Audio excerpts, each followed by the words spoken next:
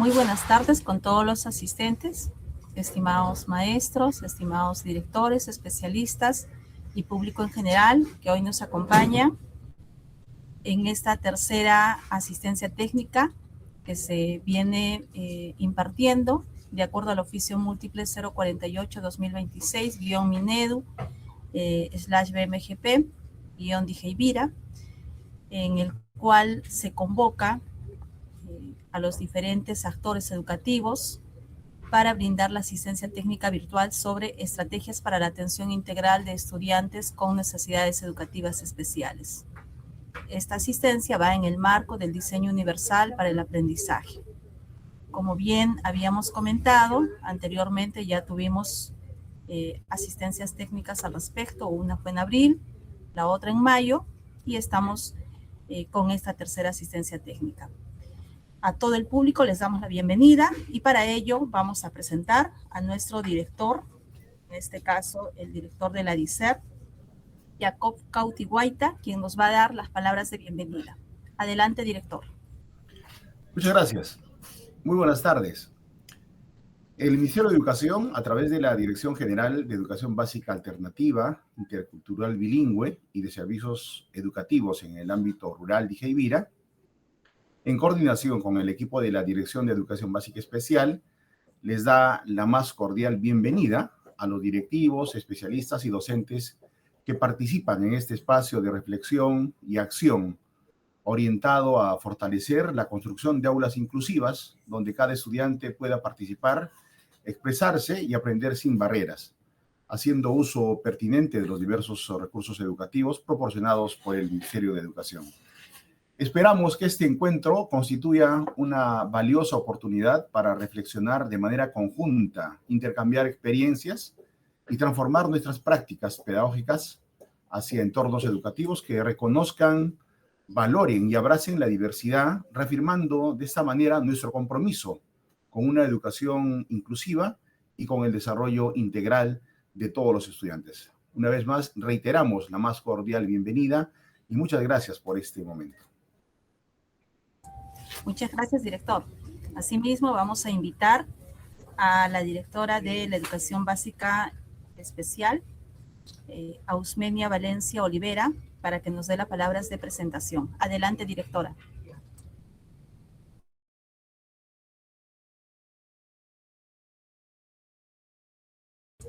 Muy bien. Directora Ausmenia Valencia Olivera, para que nos pueda dar las palabras de presentación. Ok. Vamos a continuar en todo caso. Estimados maestros, estimados especialistas y directores que nos acompañan, hay que recordar que en este webinar van a descubrir ustedes cómo aplicar el diseño universal para el aprendizaje con estrategias prácticas y motivadoras que harán la diferencia en el aula. Esta es una gran oportunidad para reflexionar juntos y transformar nuestras prácticas hacia las aulas para que abracen la diversidad y el compromiso con cada estudiante. A continuación, vamos a presentar a la especialista encargada de la ponencia y de esta asistencia técnica. La especialista es Luz Geldre Suceda. Adelante, Luz.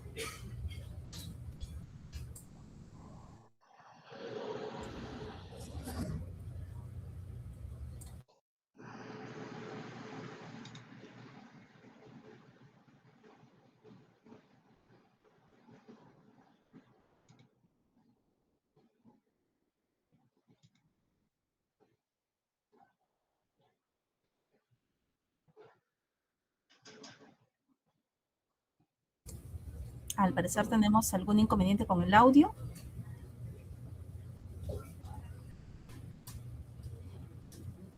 Ya estamos visualizando la presentación.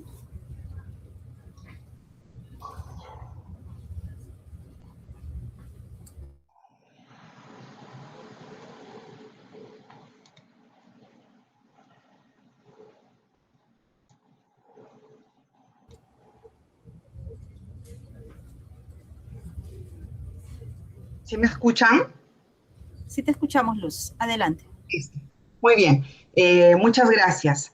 A nombre, de la Dirección de Educación Básica Especial, sí, doy el saludo a nuestra directora Ausmenia Valencia, que quería dirigirse a todo el público, sin embargo, pues ha tenido una reunión y por eso no está en este momento.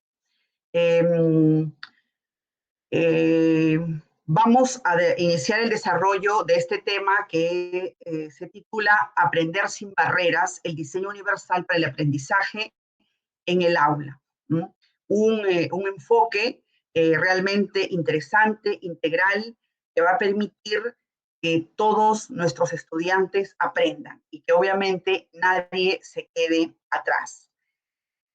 Lo que pretendemos con este webinar es promover la comprensión y aplicación de los principios del diseño universal para el aprendizaje, para que obviamente puedan implementarlo en sus aulas a través del proceso de planificación y se fomente de esa manera las aulas inclusivas, las aulas flexibles, donde cada estudiante tenga la oportunidad de participar, de expresarse y de aprender sin barreras. Entonces, esperamos pues que al final, ¿no?, de este espacio de aprendizaje pueda cumplirse el objetivo.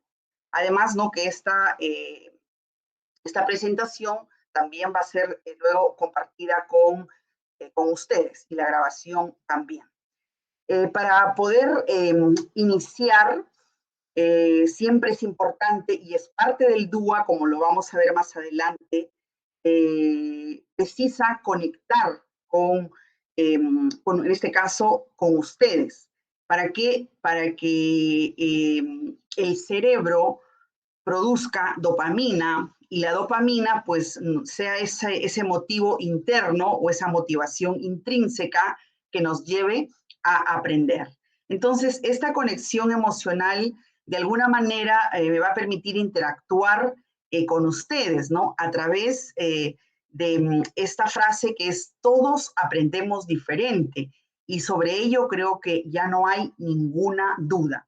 Entonces, yo quiero que se tomen un minuto, si ustedes pueden escribir, ¿no? Están observando a través de Perú Educa, de repente en el chat, escribir las respuestas a a alguna por lo menos de estas preguntas, ¿no? ¿Cómo aprendiste a montar bicicleta? A ver, ¿se acuerdan? ¿No se acuerdan? De repente ya no practican el manejo de la bicicleta. Sin embargo, si se suben a una, igual lo van a hacer como que en automático. ¿Cómo aprendiste a usar un celular? ¿Y cómo aprendiste algo que nunca olvidarás? Entonces, a ver, un espacio de un minuto de repente para que puedan responder a estas preguntas.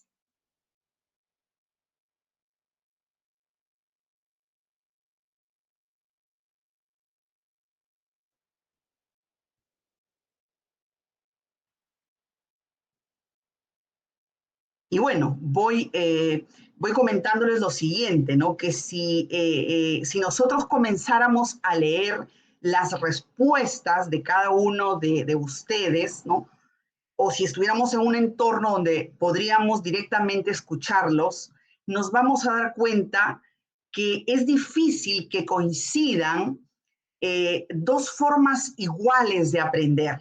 Cada quien aprendió a una determinada edad, de una determinada forma, demoró, no demoró, y vamos a encontrar esa variedad en la respuesta. O sea, conclusión, cada quien aprendió a montar bicicleta y otros finalmente no aprendieron. De repente dijimos, no lo logramos, pasado un tiempo lo intentamos y lo logramos. ¿Cómo aprendiste a usar un celular? De la misma manera, no todos al mismo tiempo, no todos de la misma forma. Y esto implica diversidad, esto implica variabilidad. Y qué importante, por ejemplo, reconocer que aprendimos algo y que nunca nos olvidamos. ¿Y qué influyó? ¿Qué influyó, miren, para que ese aprendizaje esté latente, esté permanente, y cada vez que se dé la situación, nosotros podamos o evoquemos ese aprendizaje.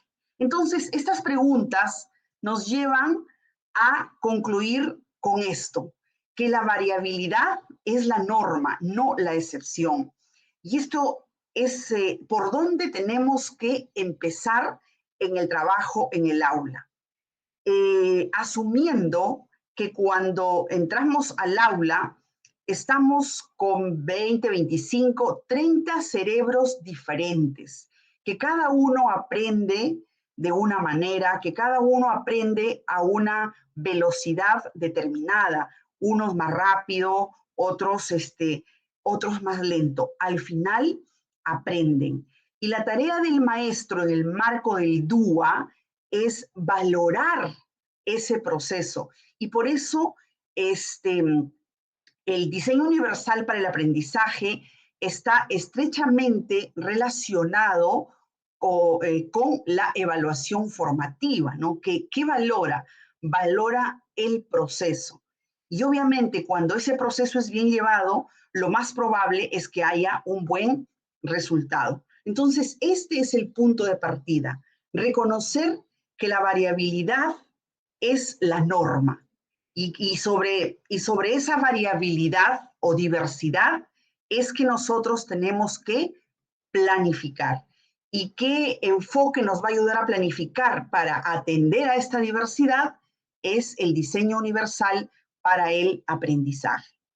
Entonces, como reflexión inicial, muestro esta frase, ¿no? El DUA no busca que todos aprendan lo mismo de la misma manera. Busca que todos tengan la oportunidad de aprender y demostrar lo que saben. Y demostrarlo, obviamente, de diferentes maneras. Por eso es que la educación inclusiva se sustenta en dos principios fundamentales, ¿no? Que son la igualdad y la equidad. Por un lado, la igualdad, que lo que busca es que todos los estudiantes tengan las mismas oportunidades de participación y de aprendizaje.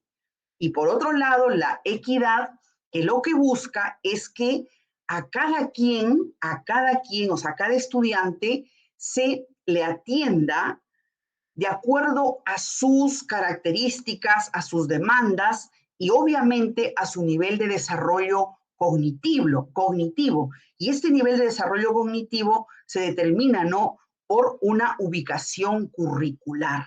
Entonces, y que esta ubicación curricular obviamente es resultado de un diagnóstico. Entonces, en conclusión, eso es lo que busca el DUA, que todo para aprender y demostrar que han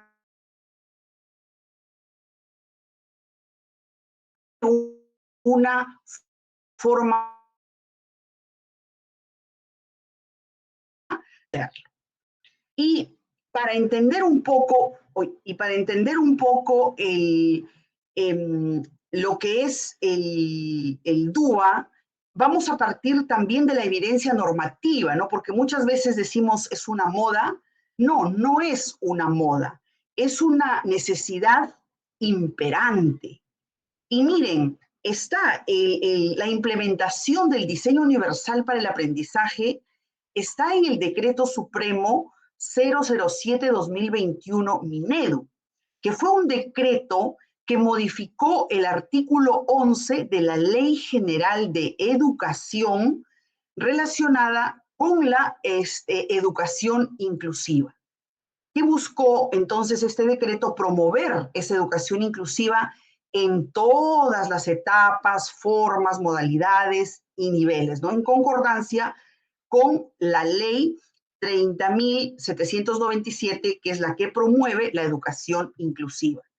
Y en el capítulo 2, artículo 11, inciso C, dice textualmente esto: establece disposiciones que orientan la implementación del diseño universal para el aprendizaje y los ajustes razonables, los apoyos educativos, entre otras medidas pertinentes, con la finalidad de responder a las características, demandas educativas del estudiante y su contexto sociocultural y lingüístico, considerando todas las expresiones de la diversidad. Entonces, esto está en el marco normativo. Entonces, no es por moda, no es porque a alguien se le ocurra, y porque realmente, al ser una herramienta que es aporte de la neurociencia, y la neurociencia nos dice cómo es que el cerebro aprende, hay que aprenderla, hay que aprender de este enfoque y progresivamente comenzar a implementarlo en el proceso de planificación que finalmente llega al aula. Entonces, miren, allí está la evidencia normativa. Y por ello es que, como les acabo de decir, que el DUA es un aporte de la neurociencia del aprendizaje. Entonces hay que entender, ¿no?, qué es lo que nos dice la neurociencia en sí sobre este proceso del aprendizaje para luego llegar al DUA. Y de hecho sabemos que el conocimiento se construye a través de la interacción, ¿no? ¿Entre qué? Entre tres factores fundamentales, que es la emoción. Ya tenemos neurocientíficos como Francisco Mora, Antonio Damasio, David Bueno, que nos dicen que la emoción es un aspecto fundamental, o sea, es imprescindible para poder aprender. Y eso tiene que ver con el DUA, eso está claramente en el DUA, como vamos a ver luego. La experiencia, ¿no?, que se va, esa experiencia que se va ganando conforme se va desarrollando el cerebro a través de los años. Y otro factor fundamental, que es la plasticidad cerebral. Si el cerebro no tuviera esta capacidad de adaptarse a través de la neuroplasticidad, simplemente no podríamos aprender. Entonces, este concepto de plasticidad cerebral nos demuestra y nos dice que absolutamente todas las personas, tenemos capacidad de aprendizaje. Sin embargo, no vamos a aprender en ningún caso, ni al mismo tiempo, ni de la misma forma, obviamente, ni a la misma velocidad. Entonces, el aprendizaje lo que hace es cambiar al cerebro. Y ese es, en concreto, lo que nos dice la neurociencia. Entonces, vamos, para poder entender luego el DUA, las estrategias, sus principios, vamos brevemente a escuchar y observar el video de David Bueno, que es de 4 minutos, titulado "Cada cerebro es distinto". Así que, atención. Tenemos alrededor de unos 200 billones con B, 200 millones de conexiones en el cerebro. Cualquier cosa que aprendemos altera algunas de estas, y es en este patrón de conexiones, esta neurona que se conecta con la otra y con la siguiente, y esta con la otra y con la otra, es en este patrón donde almacenamos la memoria. Tanto aprender es cambiar nuestro cerebro.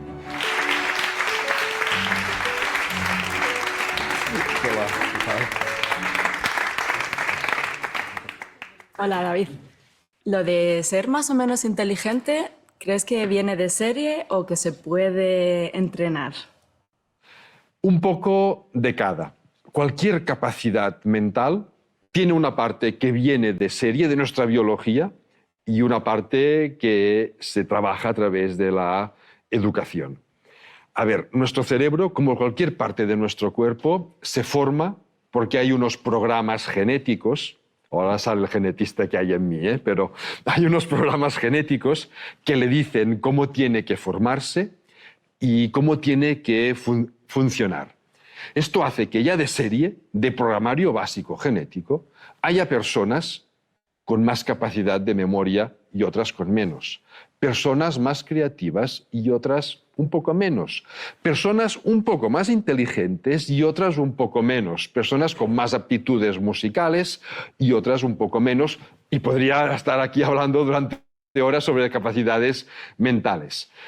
¿Eso es importante? Bueno, eso es un patrón básico. Eso es como un escultor que tiene su arcilla para hacer lo que sea. Si tiene más, hará una escultura más grande. Si tiene menos, la hará más pequeña. Pero la educación es la habilidad para moldear esta arcilla. Puedes tener poca arcilla y hacer una escultura preciosa, y tener mucha y que te salga un churro. A mí me gusta ejemplificarlo con la papiroflexia, con hacer, por ejemplo, un avión de papel. No sé si tenéis por aquí papeles que podáis dar y os lo demuestro. Vale, pues mira, os reparten a cada uno un trozo de papel. Yo tengo el mío, ¿vale?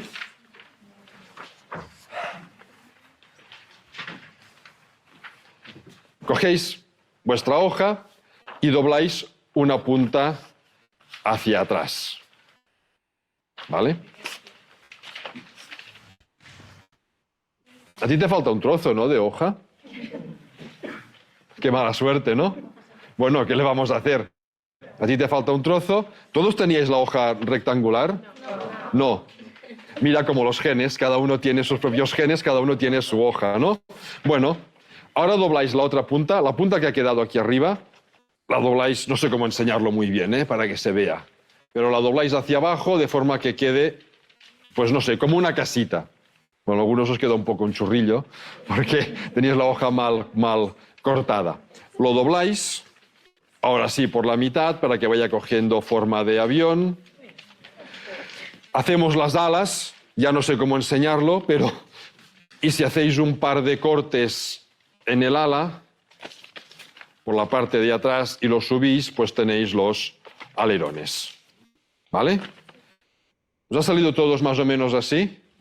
Bueno, a ti te falta un trozo de ala. Claro, a ver, si ahora probamos si vuelan bien o no, lo podemos probar.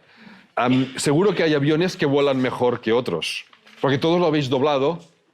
El tuyo es el más feo, con perdón, de avión. Claro, ¿cuál es el problema?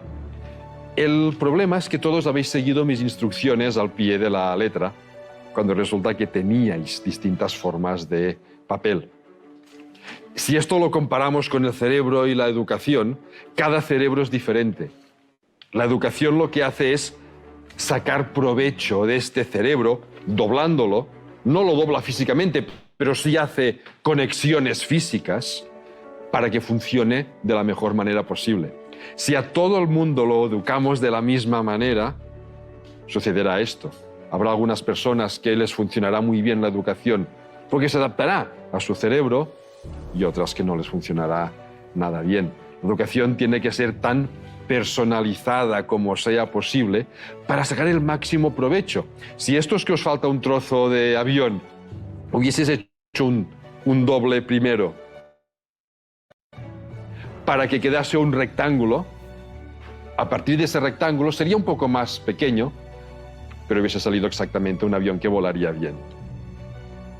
Bueno, pues si os parece podemos probar si vuelan, lo hacemos todos a la vez, ¿vale? Cuento hasta 3, 1, 2 y 3.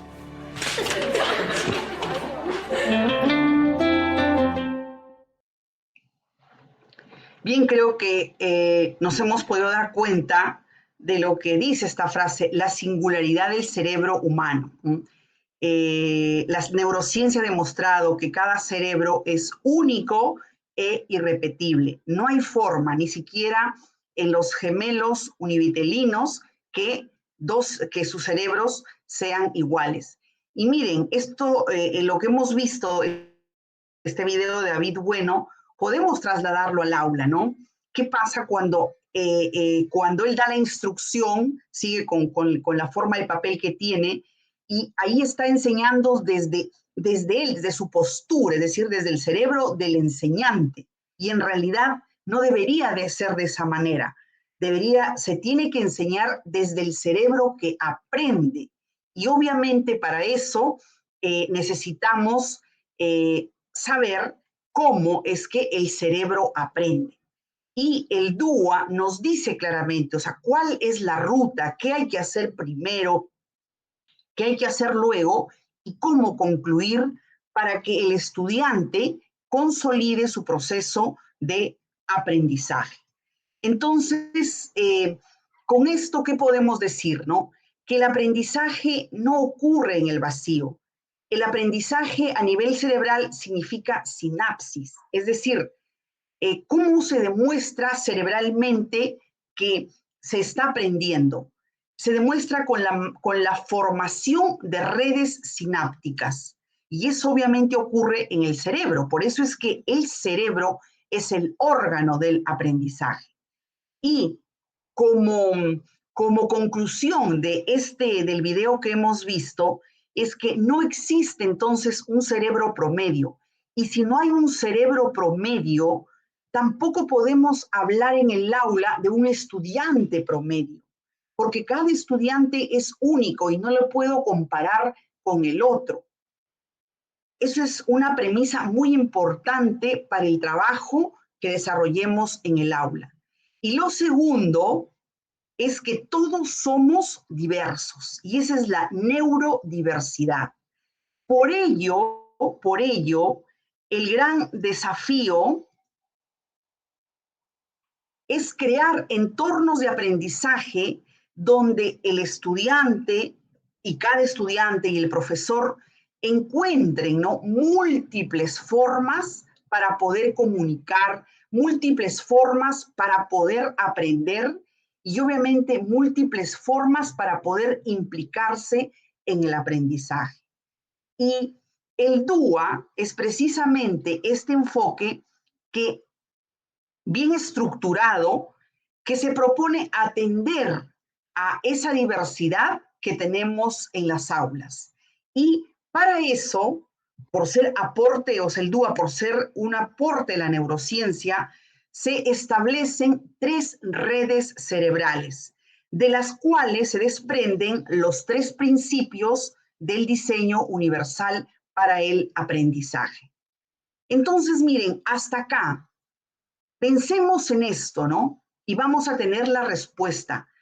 ¿Quiénes quedan fuera cuando enseñamos de una sola manera? Cuando enseñamos solamente desde cómo piensa el profesor y no toma en cuenta cuáles son esas características de los estudiantes. Y una de esas características tiene que ver con la variabilidad emocional, es decir, su estado de ánimo, las emociones que más fluyen, tiene que ver con esa variabilidad sensorial, variabilidad cognitiva, cuál es su velocidad de procesamiento, y tiene que ver también con la variabilidad lingüística y cultural. Elementos muy importantes porque somos pues un país pluricultural, somos un país plurisocial. Entonces, ¿quiénes se quedan atrás? ¿Quiénes quedan fuera? Y podemos estar hablando de una institución que dice ser, o sea, soy una institución inclusiva y dejamos afuera a los estudiantes, ¿no? No se trata solo de que estén matriculados, se trata de brindarles los apoyos necesarios para que puedan aprender, tomando en cuenta sus características. Se quedan atrás entonces aquellos estudiantes que afrontan barreras. Ellos son los que se quedan atrás y ellos sí tienen derecho a una educación de calidad. Entonces la pregunta es, ¿no? ¿Cómo hacemos? Decía entonces que se quedan atrás aquellos estudiantes que afrontan estas barreras.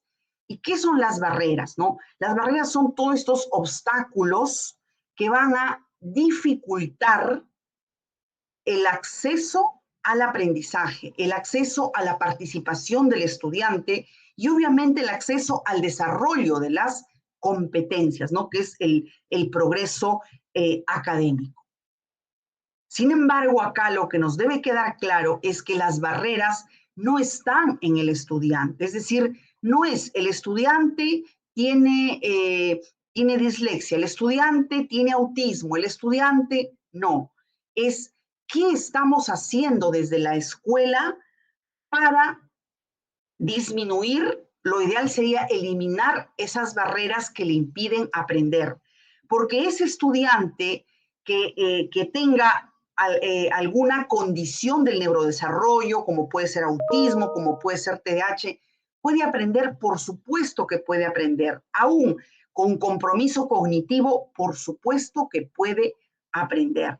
Entonces, ¿dónde están las barreras? Las barreras están en el entorno. El entorno es en realidad el que discapacita, o sea, no es la persona en sí. Y por eso es que nosotros ahora, ¿no?, trabajamos la educación inclusiva desde el modelo social, o sea, ese modelo que ve a la persona como una integridad, y no el modelo asistencialista, ni mucho menos clínico, que mientras no hay un diagnóstico, entonces no podemos hacer absolutamente nada. Y también en el marco normativo se establece, ¿no? Hay que saber qué barreras afronta el estudiante, porque reconociendo estas barreras es que yo voy a poder implementar el diseño universal para el aprendizaje, porque lo que necesito hacer es diseñar los apoyos, y los apoyos obviamente están inmersos en las actividades que planifica, que diseña o que implementa el docente en la planificación.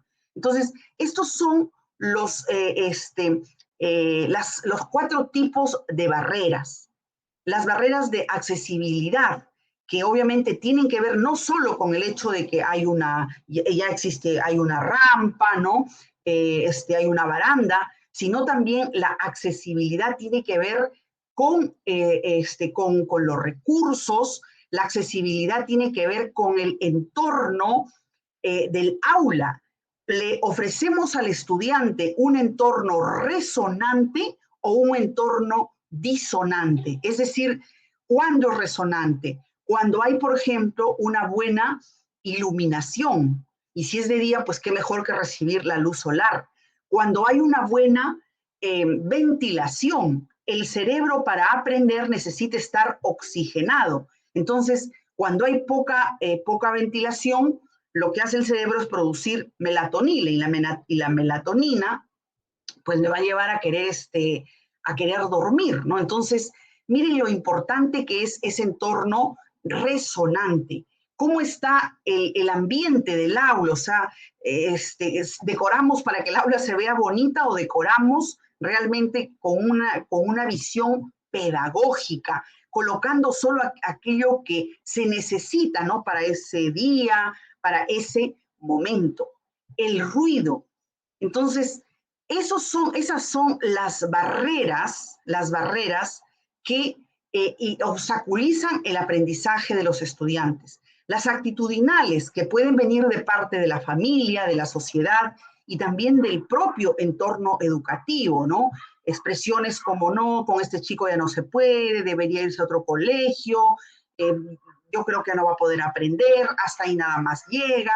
En fin, o sea, esas son muchas veces las actitudes que se optan. Las organizacionales tienen que ver obviamente con el liderazgo directivo, liderazgo pedagógico inclusivo, porque también es una premisa muy importante para la inclusión en las escuelas, con las capacitaciones, ¿no?, que se promuevan también desde la propia institución educativa en función, ¿no?, a las necesidades en este caso estamos hablando de educación inclusiva. Y obviamente las barreras curriculares. Yo creo que las barreras curriculares que tienen que ver pues con la metodología, con el contenido, con la dosificación de tareas, que hay que saber qué es lo que necesita, ¿no?, cada estudiante. Y en resumen quiero decirles de que creo que los docentes todavía tenemos una barrera que es la de la homogenización, es decir, que pensamos que en nuestra aula tenemos un número de estudiantes y que todos van a aprender igual, ¿no? Por eso es que hacemos todo igual para todos, ¿no? El mismo tiempo, la misma estrategia, la misma evidencia. Entonces, ¿dónde está ese respeto, ¿no?, a la diversidad que vemos en el aula. Entonces, estas son las barreras que al identificarlas nos va a ayudar, ¿no?, a diseñar de una manera efectiva los apoyos. Entonces, ahora sí entramos a lo que es el diseño universal para el aprendizaje, empezando por reconocer las redes cerebrales que forman la arquitectura cerebral en el aula, porque ya les dije, el órgano que aprende es el cerebro. Y esto también rompe muchos mitos, ¿no?, que son los neuromitos, que decimos, no, si solamente se utiliza el 10% de nuestra capacidad mental. No, el cerebro aprende en conjunto. Si bien es cierto, hay áreas especializadas, por ejemplo, para el lenguaje, hay áreas especializadas para los movimientos. El cerebro moviliza, así como la competencia dice, para que se desarrolle, se tienen que movilizar todas las capacidades. Algo parecido acá, ¿no? Para que se aprenda, se activan todas las estructuras del cerebro, por lo menos en su mayoría. Como vemos acá, las tres redes están separadas por estos tres colores, que siempre yo digo, tomen eso presente, porque esto nos va a llevar hasta el plan de la planificación corta, o sea, el diseño de una clase. ¿Qué implica el área verde? ¿Qué implica lo que está pintado de morado? ¿Y qué implica lo que está pintado de azul? Entonces, ¿cómo iniciamos? Miren, esto es sumamente interesante, ¿no? Lo primero que tenemos que activar para que el estudiante se implique en el aprendizaje, que significa generar curiosidad, interés, motivación, atención, que es algo que nos preocupa, yo creo, a todos. Entonces, tenemos que impactar en esa zona verde. Esa zona verde corresponde a las redes cerebrales afectivas, ¿no? Y que tienen que responder a la pregunta, ¿por qué? ¿Por qué tenemos que aprender? Y esto es fundamental que el estudiante lo tome en cuenta. Esta parte verde es el sistema límbico, es el cerebro emocional, que relacionándolo con el aprendizaje es como que ese radar afectivo, porque acá el estudiante va a definir el cerebro del estudiante, qué estímulos son relevantes, y sobre esos estímulos entonces es que va a discurrir el aprendizaje. Entonces, ¿qué necesito hacer para que el sistema límbico, cuyo centro, ¿no?, es la amígdala, entonces esa amígdala se active de manera equilibrada, porque ya sabemos que los extremos siempre, ningún extremo es bueno, una dopaminización equilibrada, ¿qué implica, no? Que primero el docente haga en el aula una exploración emocional, a ver cómo se sienten mis estudiantes.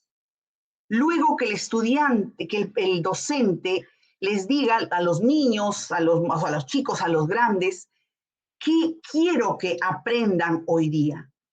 Está bien, cuando nosotros planificamos tenemos un propósito que implica las competencias, las capacidades, en fin. Sin embargo, acá es algo que viene del docente, ¿no? Chicos, yo quiero que hoy aprendan, ¿no?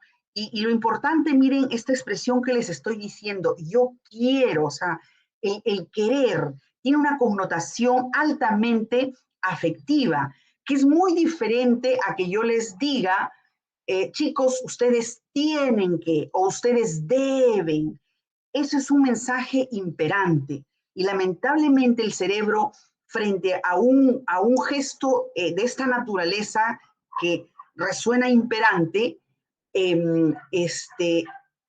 se activa, pero como mecanismo de defensa. Y muchas veces nacen allí las conductas disruptivas. Entonces, ¿en qué está? En manejar un lenguaje adecuado, tanto un lenguaje verbal como un lenguaje gestual, ¿no? O no verbal. Entonces, miren, esto es lo que hay que hacer, ¿no? Ya les dije, explorar emocionalmente, decirles qué es lo que realmente queremos, desafiarlos, ¿no? ¿Qué hace el desafío, el reto en el cerebro? Hace que, por un lado, se comiencen a evocar los saberes previos, la información previa que tiene el estudiante, y por otro lado, en ese reto va también lo nuevo que queremos que aprendan. Entonces, de ahí nace ese conflicto cognitivo. Ah, esto sé, y ahora esto, ¿cómo hago? Y ahí viene el proceso de mediación del docente, el docente mediador, el docente guía, ese proceso de andamiaje para que el estudiante pueda aprender. Entonces, miren, tiene una razón de ser. ¿Por qué? O sea, yo tengo que empezar mi clase, y aquí está la importancia de la emoción, porque ahí se da el filtro, o sea, ese radar para que el estudiante diga, que sienta que lo que va a aprender le va a ser útil. Si el estudiante no reconoce la utilidad de lo que va a aprender, entonces es un aprendizaje que no será auténtico y lo olvidará a la brevedad posible. Entonces, la función de este sistema límbico, o sea, de estas redes afectivas, es la atención, la disposición para aprender. Y eso es lo que buscamos todos. Entonces, miren lo que dice ahí resaltado. Un estudiante que se siente seguro y motivado está más abierto a explorar y consolidar aprendizajes. ¿Qué debemos lograr entonces en esta primera parte del diseño de una sesión que sería pintado de color verde? Es obviamente hacer que el estudiante se sienta seguro. Y eso viene con la exploración emocional, viene con la forma de dirigirse del profesor, que obviamente es a través de su lenguaje, ¿no? Lenguaje verbal y más que todo, y por sobre todo, el lenguaje corporal. Entonces, esas son las redes afectivas.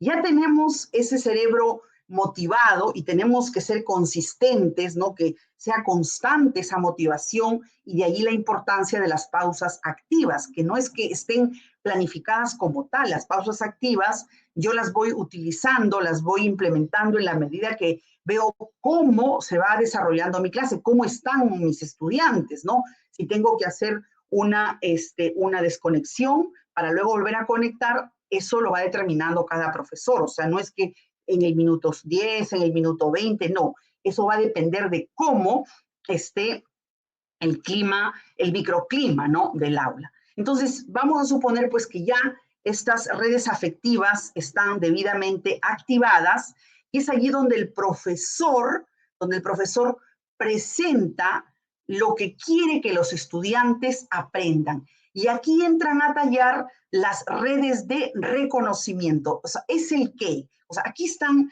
el desarrollo de las competencias. Miren todo lo que abarca la parte morada, ¿no? En la parte morada prácticamente están todos los sistemas sensoriales. El sistema auditivo, el sistema visual que está en el lóbulo occipital, el sistema táctil, el sistema propioceptivo, interoceptivo, es decir, todos aquellos sistemas sensoriales que son las únicas vías, las únicas que tiene el cerebro como entrada de los estímulos, que en este caso vienen del maestro.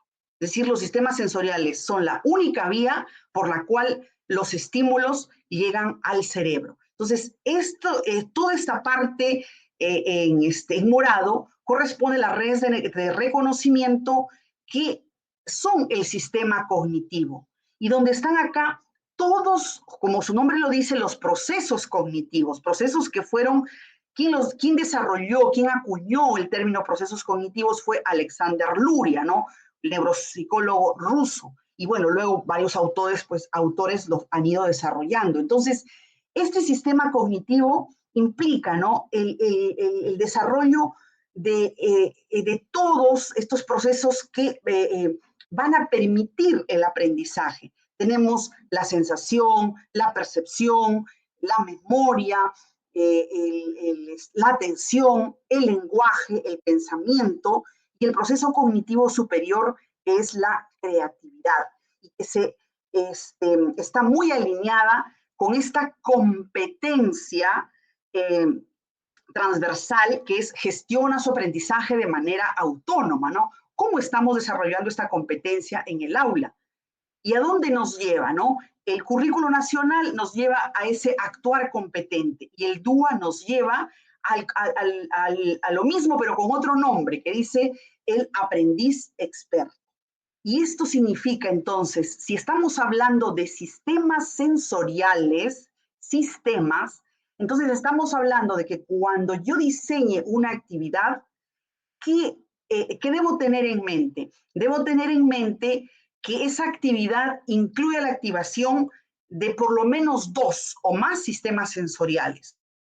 Único, sino que el estudiante pueda escuchar, que el estudiante pueda observar, que el estudiante pueda moverse.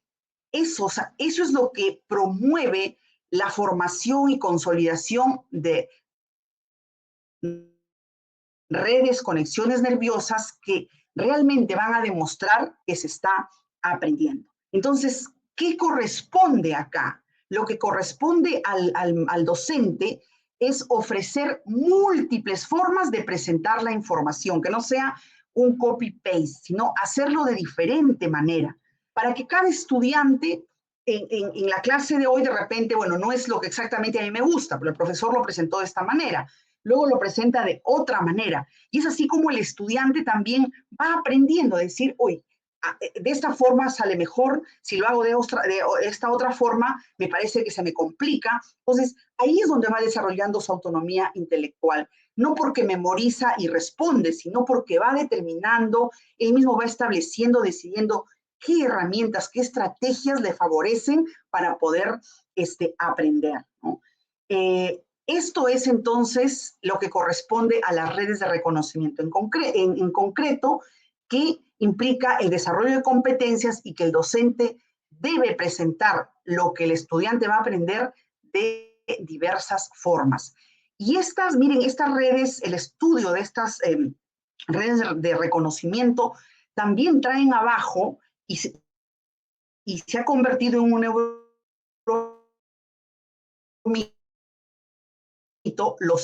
hay que determinar cuáles son los estilos de aprendizaje de los estudiantes. No es necesario, porque al contrario, lo que tenemos que buscar es que se integren, ¿no? Estamos viendo, o sea, como un sistema cognitivo, todos los sistemas sensoriales, que sencillo, llevado al aula significa que diseña una actividad donde el estudiante tenga que integrar la audición, la visión, el movimiento, etc. Entonces, allá avanzamos, ¿no? Ya iniciamos con las redes afectivas, estamos todo el desarrollo que tiene que ver con las redes estratégicas, donde se da el debate, donde se da la práctica y donde se da la aplicación. Para luego entonces pasar al final, las redes estratégicas, lo que está pintado de azul, que es la corteza prefrontal, es la última que termina en desarrollarse, pero obviamente hay que iniciar su desarrollo desde la primera infancia, ¿no? Que responden, o sea, al cómo. ¿Cómo expreso, cómo comunico aquello que he aprendido? Y nosotros los profesores estamos acostumbrados a que todos lo hagan de la misma forma. Para todos es la única evidencia, todos tienen que hacer lo mismo, y muchas veces hasta en el mismo tiempo, ¿no? Entonces, ya nos vamos dando cuenta que no es así, sino que cada cerebro debe tener libertad. Y esta competencia gestiona su aprendizaje de manera autónoma, debe tener libertad. ¿Para qué? Para comunicar de acuerdo a cómo considere le es más factible, más fácil. Por ejemplo, si tenemos a un estudiante, ¿no?, que tiene un mutismo selectivo, ¿cómo le vamos a obligarlo para que haga una exposición? De repente graba un video, porque en casa solo sí puede hablar, entonces lo hace a través de un video, o lo puede hacer a través de un texto, ¿no? Un texto escrito. Entonces, hay tantas posibilidades de que el estudiante exprese lo que ha aprendido. Y yo les digo que esto sí se puede hacer, no porque lo he leído, sino porque lo pongo en práctica y sí esto con muy buenos resultados, ¿no? Entonces, estas redes estratégicas, como les digo, tienen que ver con la corteza prefrontal, donde están lo que realmente nos diferencia de los animales, las funciones ejecutivas, lo que define lo que somos como seres humanos, ¿no? Es la base neurobiológica de qué, del control inhibitorio, de cómo aprendemos a regular, a comprendernos, ¿no? Como humanos, a ser tolerantes, a aceptar cómo piensa y cómo es la otra persona. La flexibilidad cognitiva, que es justamente determinar, a ver, ¿cómo puedo comunicar esto que aprendí?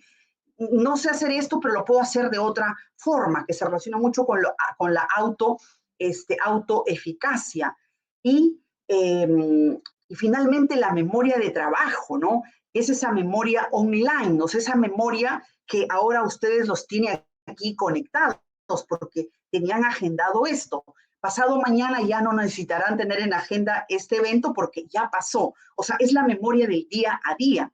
Muy importante trabajarla, como vamos a ver en la siguiente lámina, en el aula, ¿no? Entonces, ¿qué queda acá, o sea, para estas redes que, digamos, sería el cierre ya de la clase según el modelo que normalmente trabajamos, ¿no?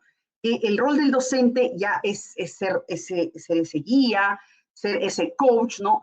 Que ofrece diversas formas, es decir, no pone una camisa de fuerza.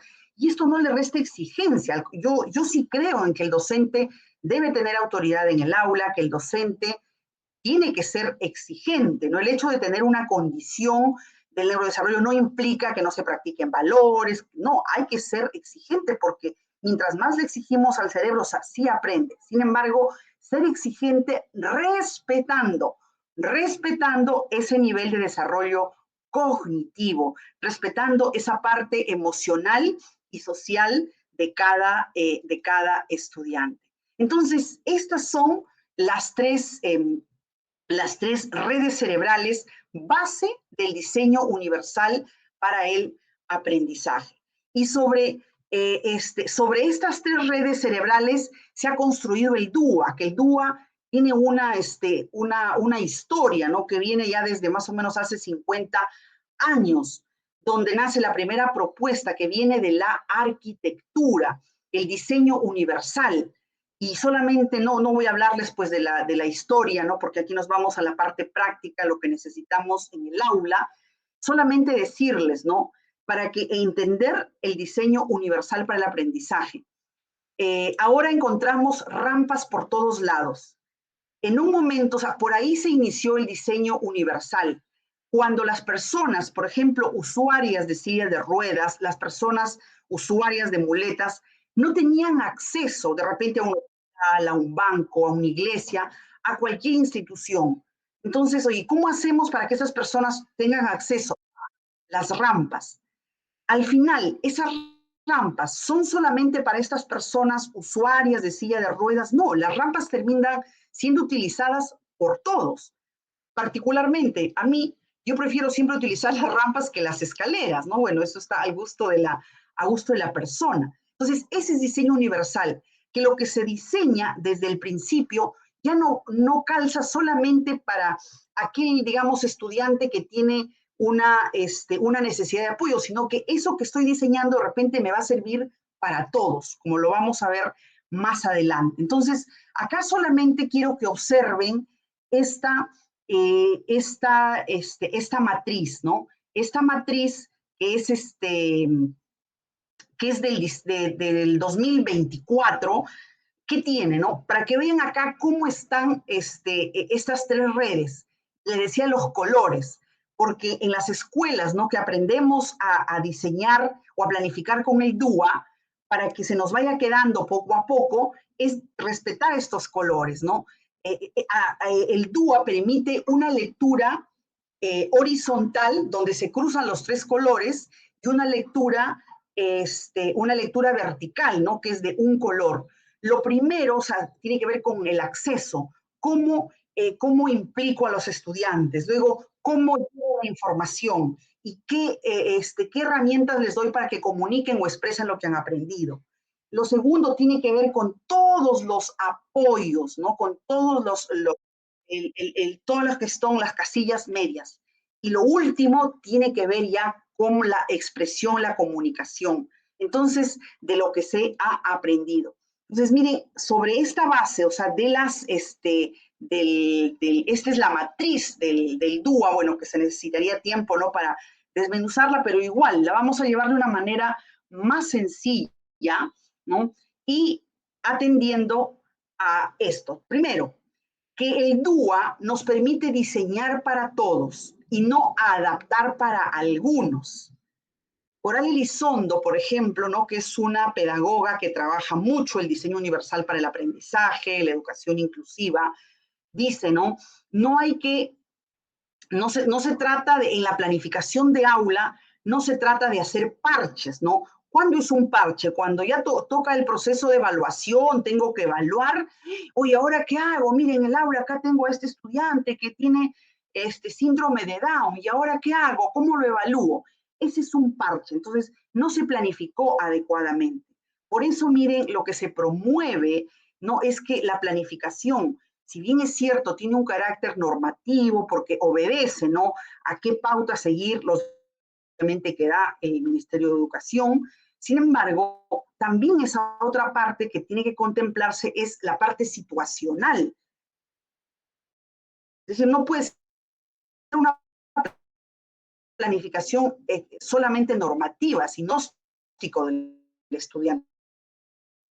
Entonces, cuando planificamos normativamente y situacionalmente. ¿Para qué? Para que no parchemos luego, sino esa planificación vaya desde el inicio.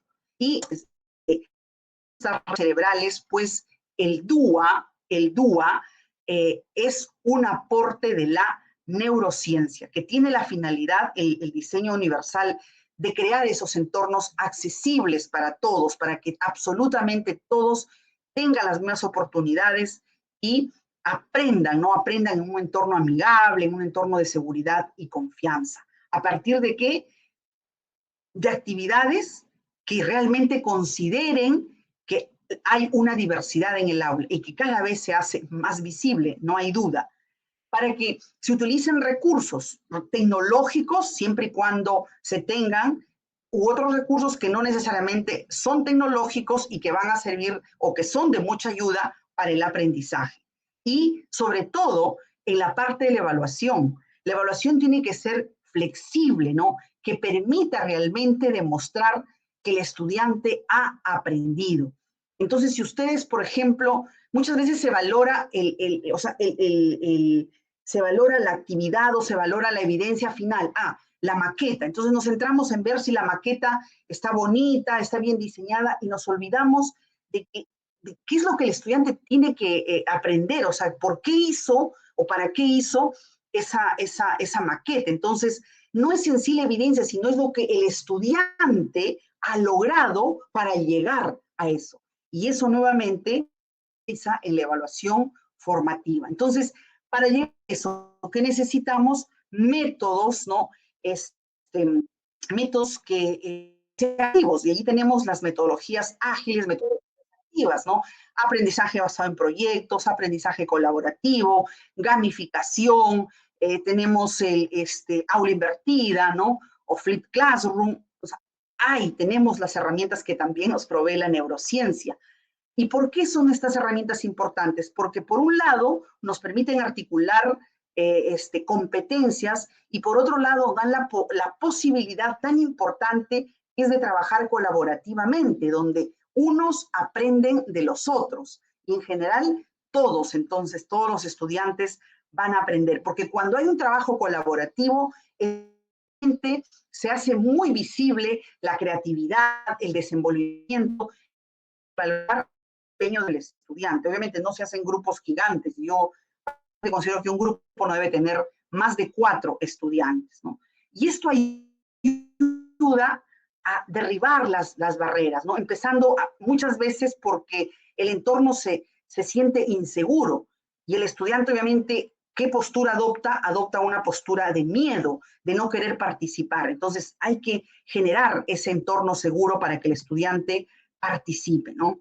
Y obviamente, pues, con este trabajo de las metodologías activas, se mejora mucho la interacción, que es un elemento fundamental en el aprendizaje. Y así llegamos a los principios del diseño universal, ¿no? Que hemos visto 3 redes. Recuerden los colores: redes afectivas de verde, redes de reconocimiento de morado, a veces lo van a ver tipo fucsia, y las redes estratégicas de azul.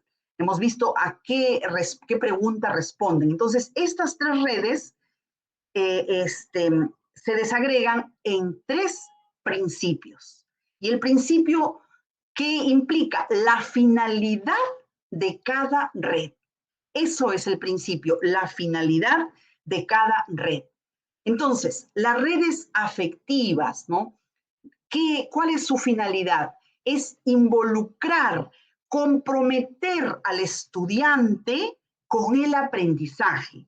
Ya les dije lo que tienen que hacer: exploración emocional al inicio, las pausas activas, las actividades donde puedan interactuar,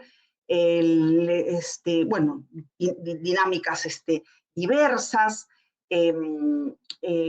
retar al estudiante. Todo eso hace que se mantenga comprometido, implicado. Y obviamente, si está comprometido, implicado, está motivado, ¿no? Y cuando se está motivado, pues la atención fluye, ¿no? Por un lado, la atención selectiva, por otro lado, la atención dinámica, que son los 2 tipos de atención que necesitamos en el aula. Las redes de reconocimiento, ¿cuál es su finalidad? Es decirle al profesor acá, o sea, las redes de reconocimiento más que todo van al profesor.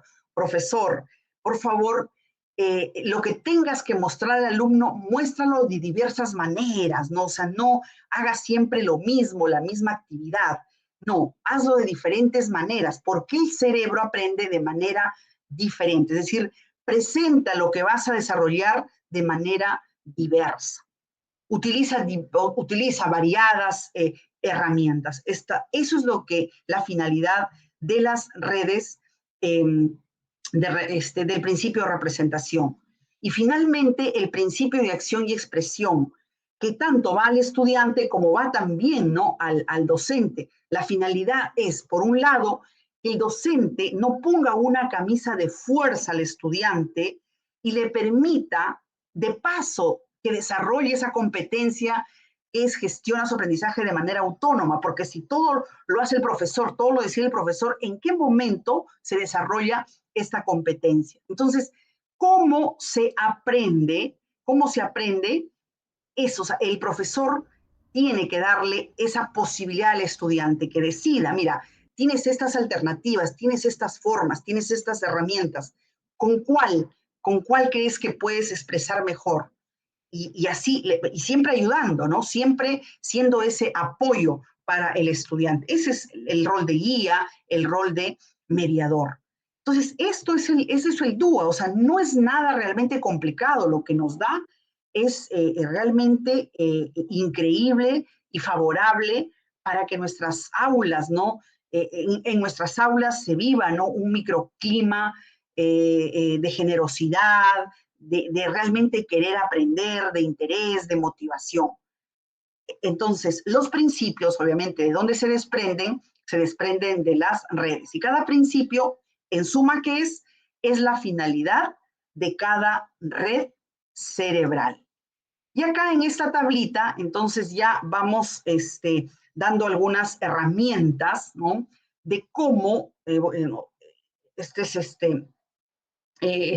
si bien es cierto, estamos hablando de manera separada, no de las redes, pero al final todas, ¿no?, se intersecan, o sea, todas se articulan en el aprendizaje, porque ya les dije, todo el cerebro realmente aprende.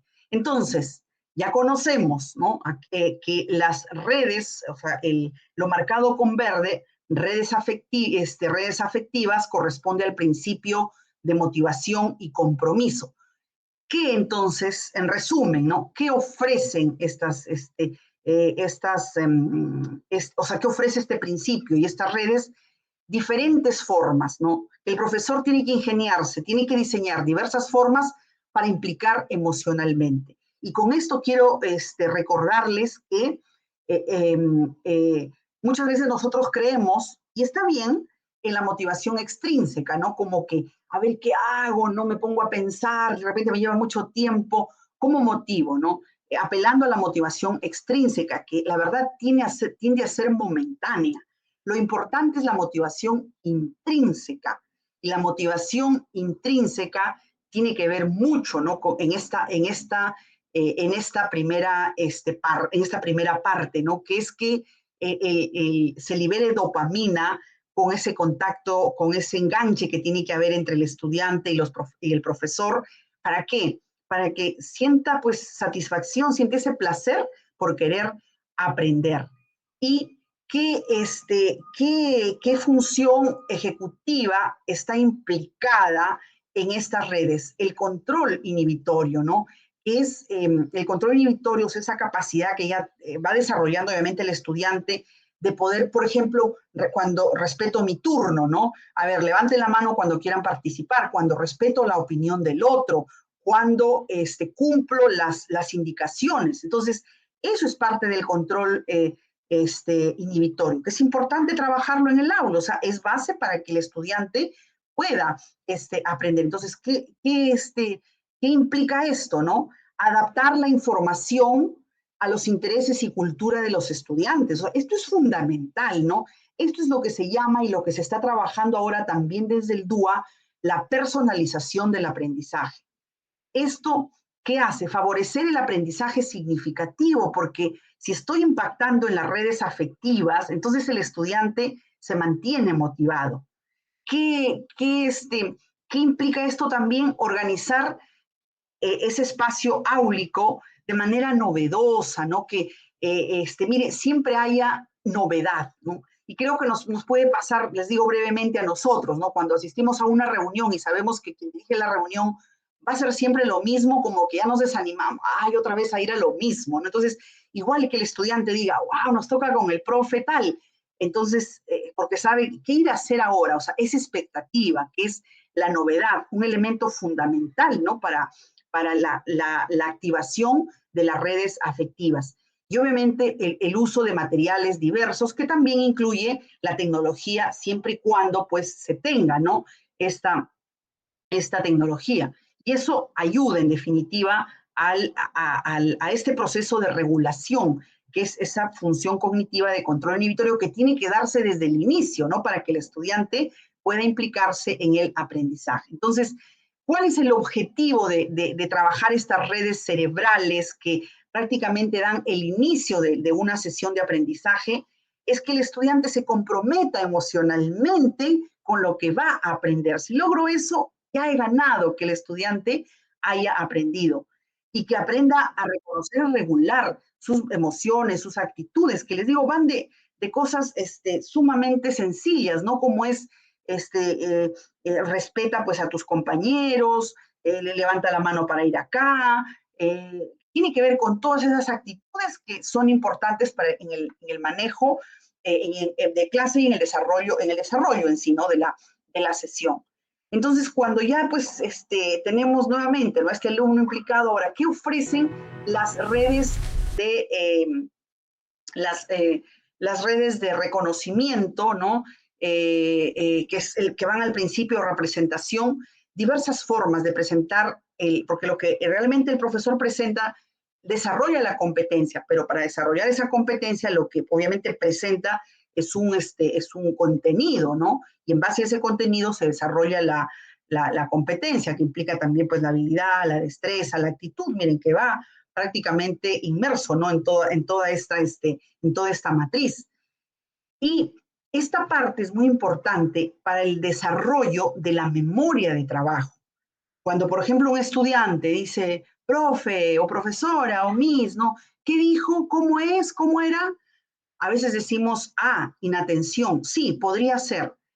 Sin embargo, podría haber una afectación en la memoria de trabajo, porque la memoria de trabajo también hay que estimularla, también hay que desarrollarla, ¿no? Entonces, esta memoria de trabajo es como les digo, esa memoria viva, esa memoria presente, online, la que me acompaña en cada día, la que hace que temprano yo tenga que despertarme, alistarme, tomar el desayuno, salir al trabajo, esa agenda diaria. Esa es la memoria de este trabajo, que me sirve hoy, pero ya mañana ya no necesito porque son otras actividades, que es muy diferente a la memoria de corto plazo o largo plazo, que implica pues ya fijar, ¿no?, esa información para poderla utilizar en otros contextos.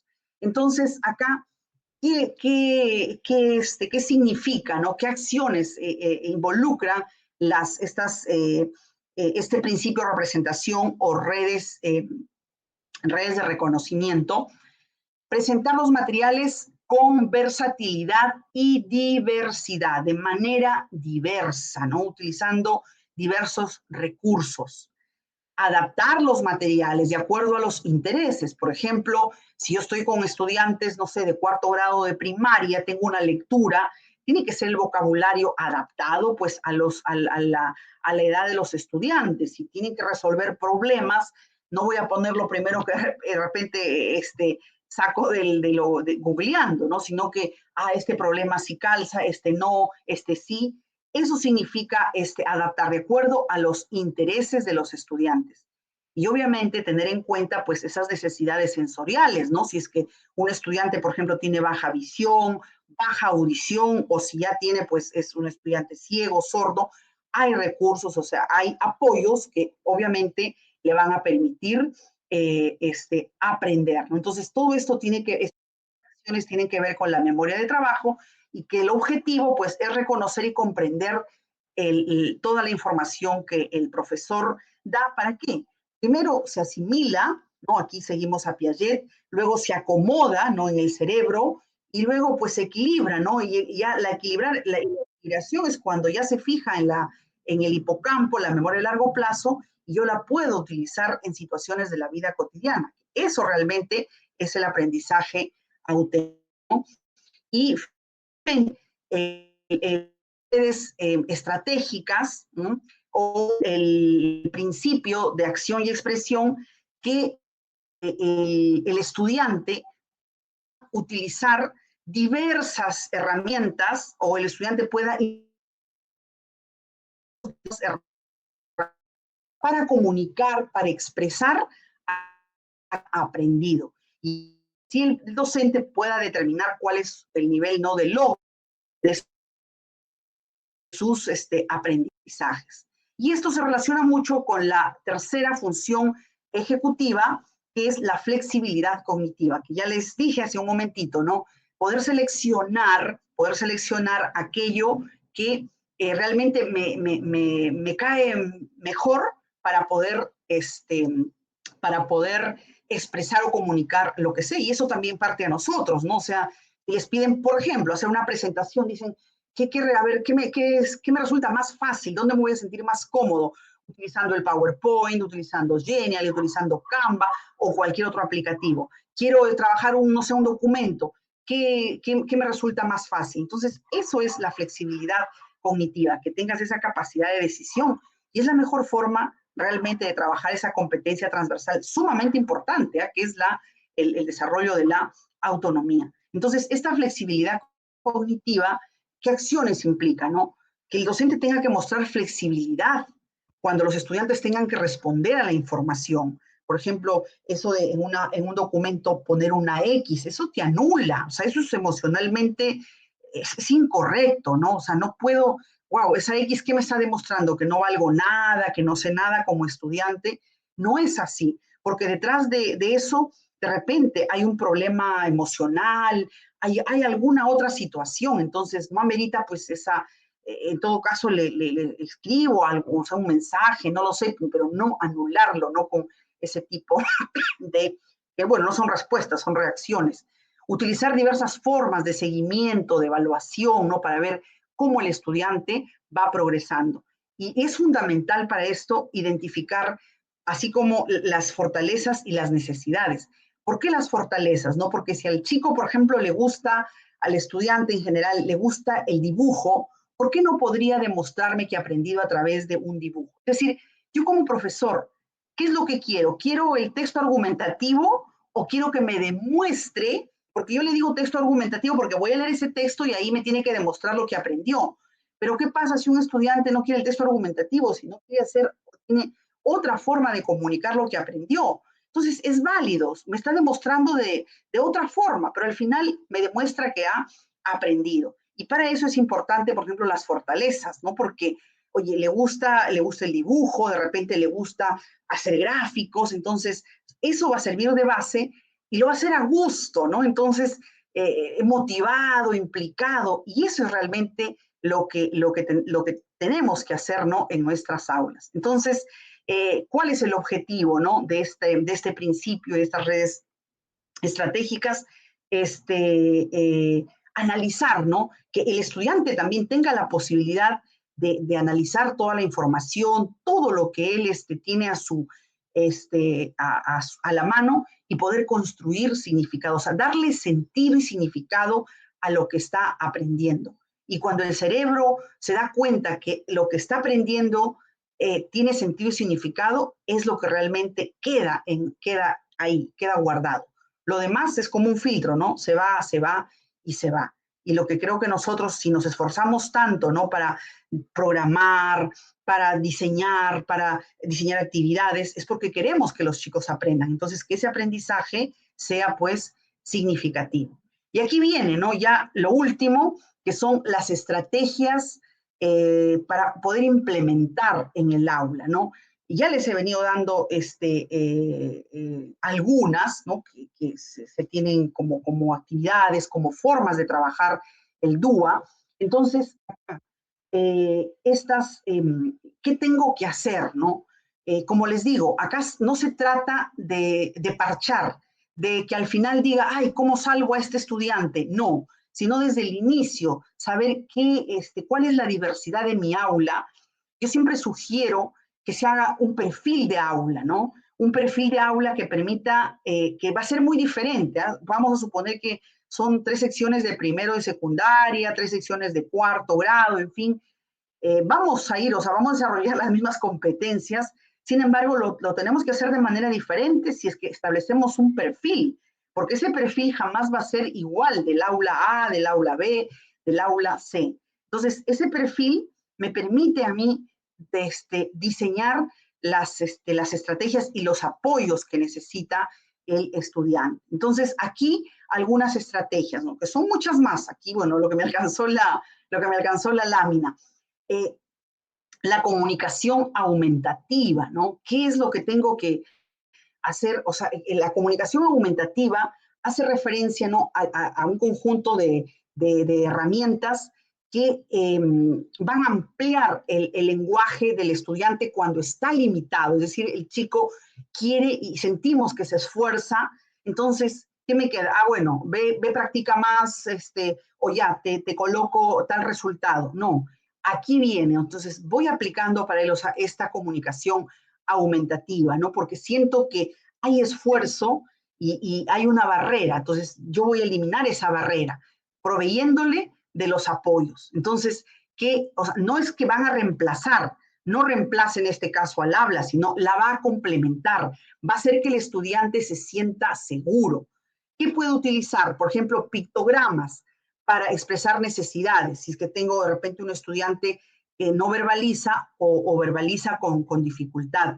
Tableros de comunicación con imágenes. Y ustedes pueden, bueno, googlear o ir a la IA y van a encontrar pues infinidad, ¿no? de estrategias. Saben ya la estrategia, ponen comunicación aumentativa y ahí les va a salir un montón.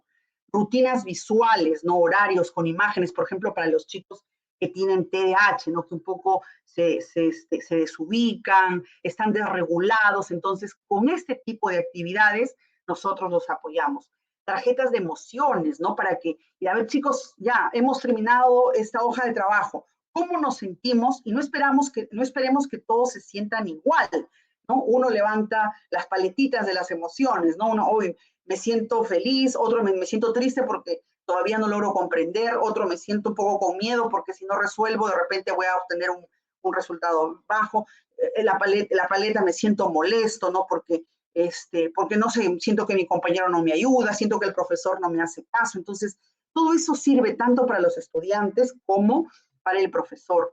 Y los gestos convencionales, ¿no? De que hacer esto, ¿no? Muy bien. O también, ¿no? Pues, ahora estamos así, chicos, a ver cómo revertimos y hacemos esto. Porque, bueno, puede haber un desorden, se puede generar un conflicto, ¿no? Pero cuando hay manejo de aula, yo creo que todo se puede solucionar. Entonces, así como está la comunicación aumentativa, tenemos la comunicación alternativa. También, como este conjunto, o sea, de recursos que ya sustituyen, ¿no? Cuando hay ya, por ejemplo, como les digo, un mutismo selectivo, o cuando hay, entonces esto ayuda a eliminar la barrera, sí, porque le doy la posibilidad de otra manera, utilizando esta herramienta, que el estudiante se pueda comunicar. Algo muy similar al otro, pero acá ya en la comunicación alternativa entonces se sustituye. Usar, por ejemplo, traveros de comunicación. Los pictogramas son valiosísimos y para toda edad, ¿eh? Porque hay pictogramas sencillos, no crean que solamente es para los más pequeñitos. O sea, yo por ejemplo he utilizado pictogramas en adolescentes, ¿eh? Y va genial, sino que tienen obviamente un nivel un poquito más amplio de complejidad y hasta muy complejos, ¿no? Un sistema de símbolos que también les va a ayudar. Igualmente, ¿no? Los apoyos visuales son fundamentales, ¿no?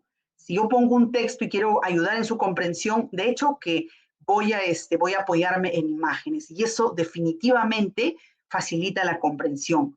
Y gestos estructurados con significado estable, ¿no? Que no solamente gestos, puedo aquí, por ejemplo, los superhéroes, no sé, figuras que son muy conocidos. Bueno, ya tengo hijos grandes, ¿no? Ya no conozco mucho de lo que les gusta a los más pequeños, ¿no? Pero con aquello que realmente les motive, les gusta, o sea, puedo utilizarlo como un gesto, como un símbolo, es decir, para decir, no sé, silencio, por ejemplo, ¿no?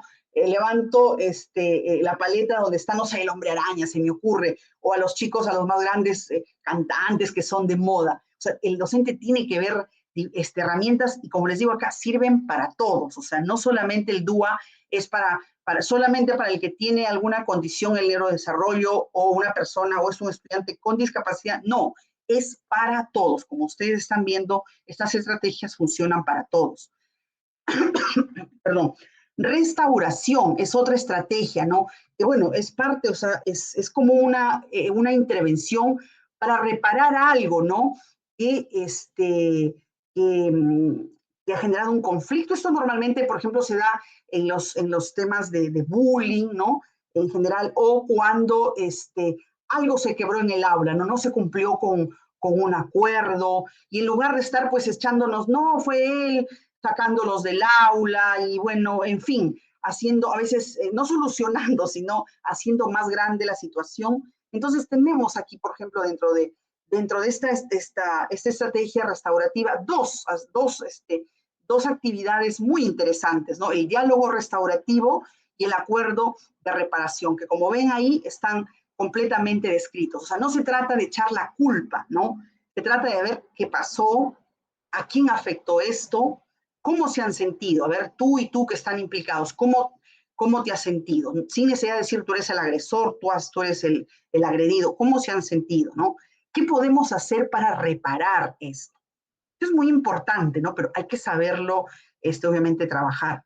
El acuerdo de reparación, miren, qué interesante. Y nuevamente, dirán que repito como disco rayado esta competencia transversal de desarrollo de la autonomía, pero es que es lo que debemos que buscar, que el estudiante sea autónomo emocionalmente autónomo, intelectualmente autónomo. Entonces, aquí es donde se da esa posibilidad, ¿no? No sale del profesor, el profesor guía, media, pero quien toma la decisión es el estudiante, ¿no?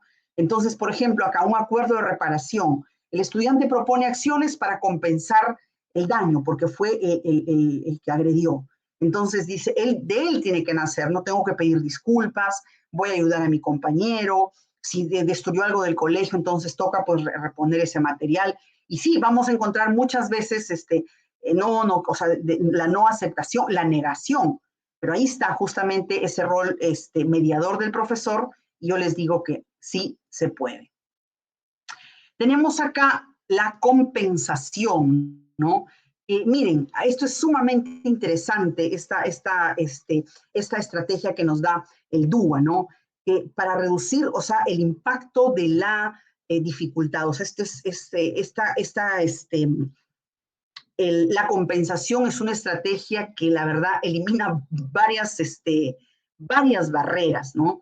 Miren, por ejemplo, si el estudiante tiene dificultad en la lectura, ¿qué utilizo? Audiolibros, textos con lectura, con letra ampliada, el lector digital, también la lectura fácil, ¿no? Que tiene hasta un manual sumamente interesante. Si tiene dificultad para escribir, entonces que responda de manera oral y poco a poco lo irá haciendo de manera escrita. El uso si es que se tiene, si es que no se tiene, obviamente pues no se puede hacer eso, ¿no? Y un dictado por voz. Si hay dificultad atencional, instrucciones cortas, no que sean precisas, que no sea algo largo, por pasos, o sea, pausadas, recordatorios visuales, ¿no? Cada cierto tiempo, chicos, observen esto, miren esto y se les va mostrando. Y las pausas activas que también ayudan mucho a retomar, ¿no? Ese proceso atencional. Si tiene dificultad para expresarse oralmente, pictogramas, tarjetas de apoyo y se puede responder por escrito o también con dibujos. Es decir, aquí hay para todo. Es cuestión, o sea, está el material, están las herramientas, ¿no? Es cuestión de, claro, con este taller corto no es que lo hemos aprendido todo, ¿no? Hay bastante información, es cuestión de ir desmenuzando y de seguir preparándonos, ¿no? Pero yo quiero que se vayan con la seguridad de que hay los recursos, ¿no? Y que el TUA es una herramienta fundamental para atender a esa diversidad. La retroalimentación, que es un concepto muy conocido para nosotros porque es la piedra angular de la evaluación, formativa, ¿no? Es, o sea, como un proceso flexible, permanente y que está orientado no a colocar un resultado, sino a promover el crecimiento del estudiante a través de las orientaciones, ¿no? De saber cómo está, de indicarle hacia dónde tiene que ir. Entonces, hay muchas formas de hacerlo a través de comentarios, notas escritas, audios, un video, un tutorial. Es decir, hay mucho que se puede hacer que acá no alcanza para colocar todo, ¿no? Y algo muy importante que sí nos tiene que quedar clarísimo es que la retroalimentación no es el proceso para señalar errores, sino es ofrecerle un camino, darle esa ruta que tiene que seguir para que parta de un punto y llegue al otro, ¿no? Al final resulta siendo un acompañamiento, ¿no? Y es sumamente importante este proceso y transversal en todo el aprendizaje. Les decía, ¿no? Una alternativa para la otra estrategia, la lectura fácil. Cuando seleccionamos las lecturas, para nosotros probablemente sea algo sencillo. O sea, yo leo, me parecen las palabras adecuadas, pero no sabemos para esa diversidad que tenemos en el aula, ¿no? Entonces, la lectura fácil, igual, o sea, miren, tiene una guía, ¿no? De qué utilizar, por ejemplo, qué se tiene, miren, en ortografía, bueno, usar las mayúsculas, hacer frases cortas, separar las frases con un punto. Es decir, está todo solamente para que nosotros leamos y realmente hablamos también de una prioridad desde el marco normativo, ¿no? Que es el bienestar socioemocional. Y no se trata solamente de brindar primeros auxilios en el momento de una crisis o que el estudiante tenga un problema, sino se trata de darle ese acompañamiento permanente, ¿no? Que el estudiante se sienta seguro, que el estudiante se sienta valorado, que el estudiante se sienta respetado, ¿no? Y eso parte, ¿no? De buscar el sosiego, la calma, porque solamente en ese estado es que el cerebro puede aprender. Cuando el cerebro está agitado y pues hay exceso de cortisol, bloquea el sistema cognitivo. Entonces, por más que el estudiante se esfuerce, simplemente no va a poder, porque es un cerebro bloqueado por el cortisol. Entonces, ¿qué ayuda, no, a buscar esa calma, esa tranquilidad? El mindfulness, ¿no? El mindfulness, entonces, que es una práctica de atención plena y nos va a ayudar a todos, también a los docentes, ¿no? A encontrar un poco de sosiego, de calma, pues en los momentos que son que son complicados, ¿no? Entonces, a la larga, miren, resultan siendo actividades lúdicas que van a ayudarnos a regular las emociones, a mejorar algo que queremos en el aula para que los chicos aprendan, que es la atención, y sobre todo a cultivar la calma, ¿no? Y a ser felices, porque yo digo, ¿qué es la felicidad? La felicidad no es nada más y nada menos que esa sensación de calma que uno tiene, que uno siente. Entonces, ¿podemos ayudar a eso? Por supuesto, nos ayudamos nosotros y también ayudamos a nuestros estudiantes. ¿Qué podemos hacer? Una respiración consciente, por ejemplo, soplar el simulado, ¿no? Soplar una velita, ¿no? Hacer el ademán de que en una mano tenemos, por ejemplo, una flor y acá una vela, ¿no? Entonces, huelo la flor, inhalo, apago la vela, ¿no? Voy jugando. No, tiene una connotación sumamente grande para buscar momentos de calma cuando están pues los cerebritos agitados y donde comienzan a generarse los conflictos. Entonces el mindfulness previene muchísimo temas de violencia y sobre todo mantiene esa calma y esa atención que sitúa al estudiante en el presente y también nos sitúa a nosotros, ¿no? Esa escucha atenta, ¿no? Es decir, el estudiante me habla y yo estoy con otras, como dime nomás, yo estoy aquí, habla tú. No, tengo que estar mirándolo, o sea, tengo que dejar de hacer y mirar al estudiante, ¿qué me quiere decir? Lo mismo con nuestros hijos, y es que tenemos, no podemos hacer otra cosa, si nos están hablando, pues igual, por respeto, ¿no? Uno tiene que mirar a la persona, ¿no? Esa mirada curiosa, o sea, que sienta que con mi mirada lo sigo, pero no lo sigo para ver en dónde se está equivocando, sino para observarlo y para que se dé cuenta, que sepa que mi objetivo es acompañarlo, es ayudarlo a que sea cada día mejor. Establecer rutinas, miren, qué interés, no es llegar, bueno, chicos, vamos a continuar, ¿no? A ver, esto ayuda a organizar el cerebro, a que el cerebro para desarrollar una tarea cualquiera que ustedes hagan necesita planificarse y necesita organizarse. Y esto parte, por ejemplo, de rutinas, ¿no? A ver, ¿qué vamos a hacer al inicio? O sea, que sepan los chicos, esas rutinas forman los hábitos y cuando tenemos hábitos, entonces practicamos los valores, ¿no? Los valores nunca se perdieron, los dejamos de practicar porque no tenemos hábitos, ¿no? Entonces, estiramientos, ¿no? A ver, uno ve que los chicos ya están bostezando, están medio apagados o están muy activos, entonces, a ver, todos vamos a imaginarnos que estamos saliendo del fondo del mar, ¿no? Entonces hacemos de movimientos, a ver, queremos cazar algo, ¿no? Una mosca, o sea, hacer simulaciones que a veces causan gracia y eso ayuda enormemente, ¿no? Y siempre utilizar un vocabulario afectivo, ¿no? De que, como les digo, brinde seguridad. Todos queremos sentir eso, ¿no? De nuestros jefes, directores, eso que nos hagan sentir que con nuestra presencia se sienten bien, ¿no? ¿Qué les decimos a nuestros estudiantes, por ejemplo, cuando llegamos al aula, ¿no? Solamente, chicos, buenos días, hoy, qué gusto estar acá nuevamente con ustedes, compartir, bien, vamos a iniciar. A ver, cuéntenme un poquito cómo les fue el fin de semana, y para todo nivel, para toda modalidad. Eso cuenta, hasta para los adultos, ¿no?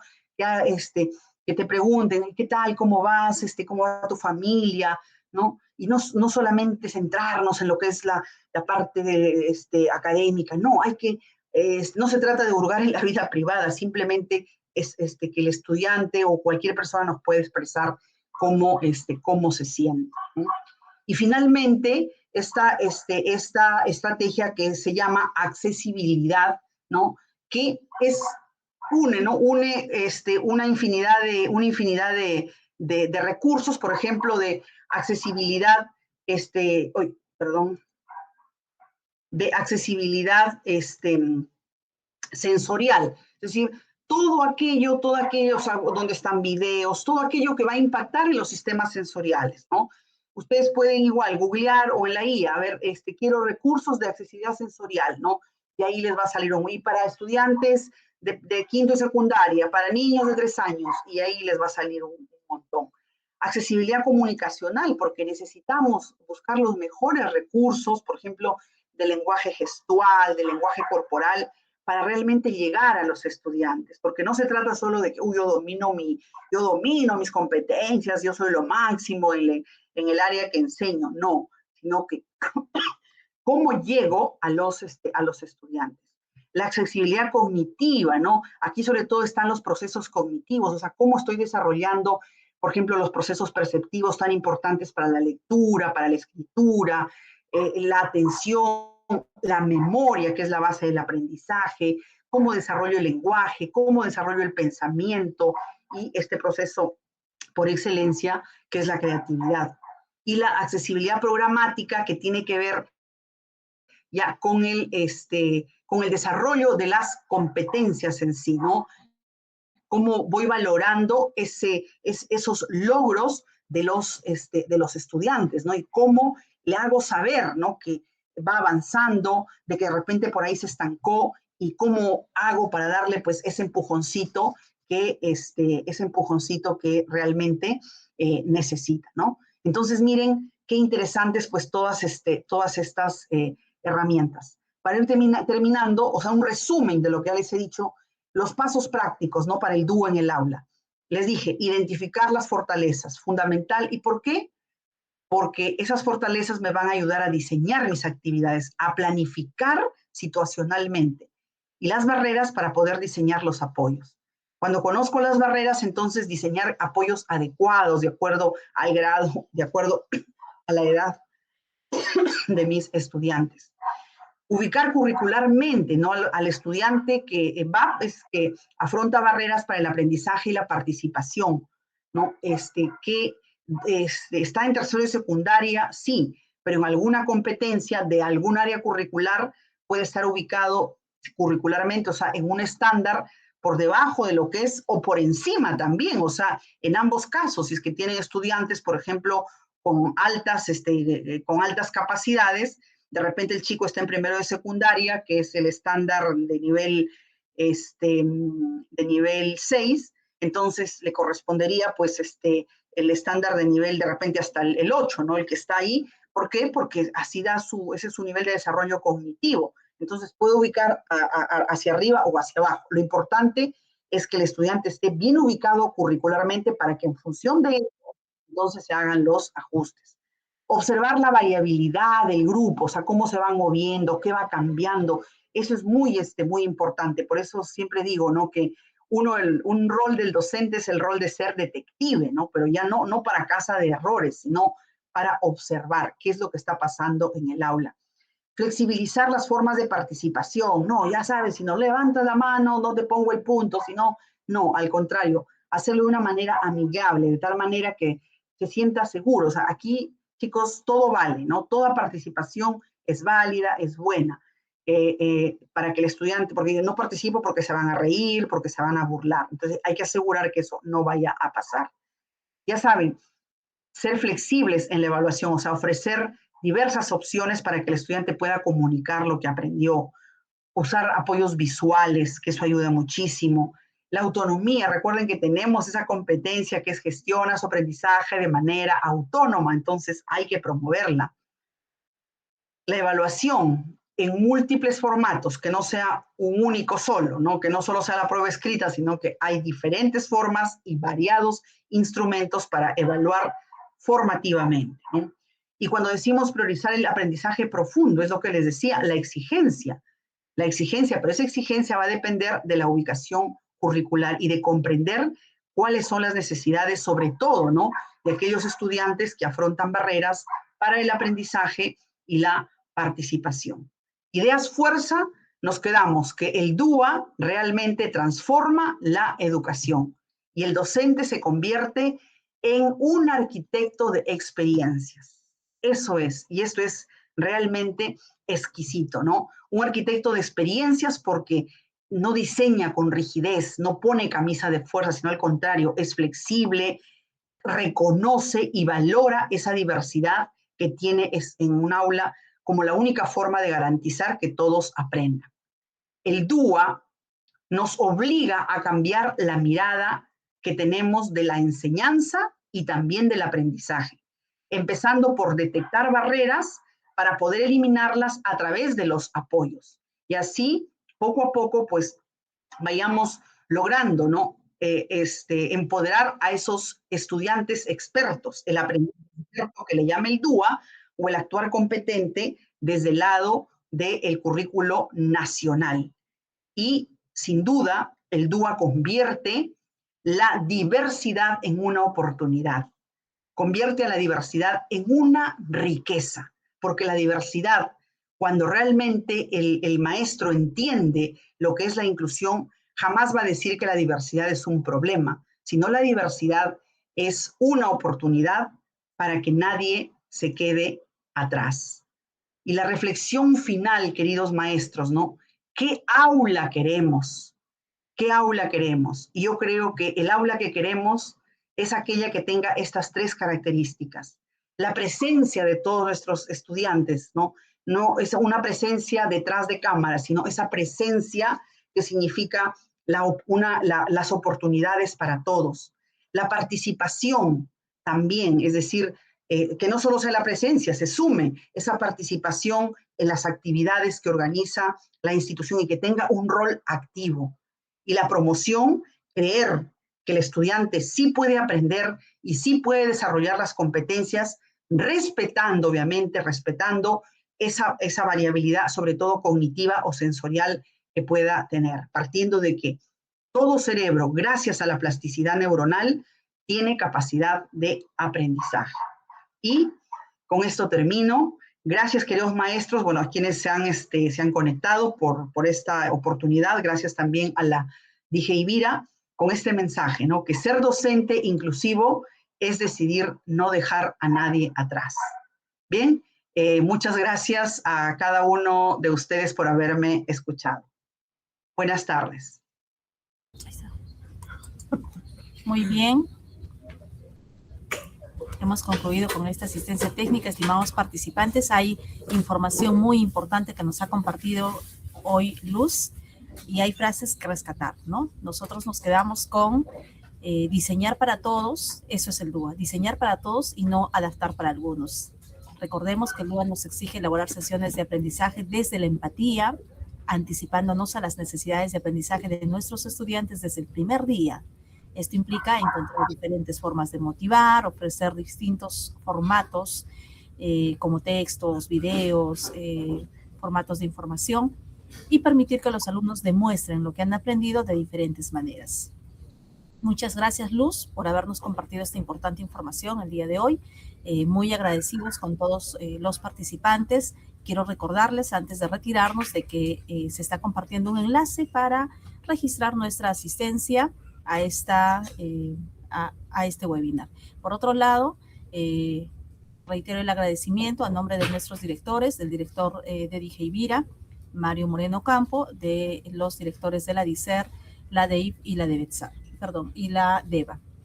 Muchas gracias con todos y estamos cerrando nuestra asistencia técnica. Muy buenas tardes.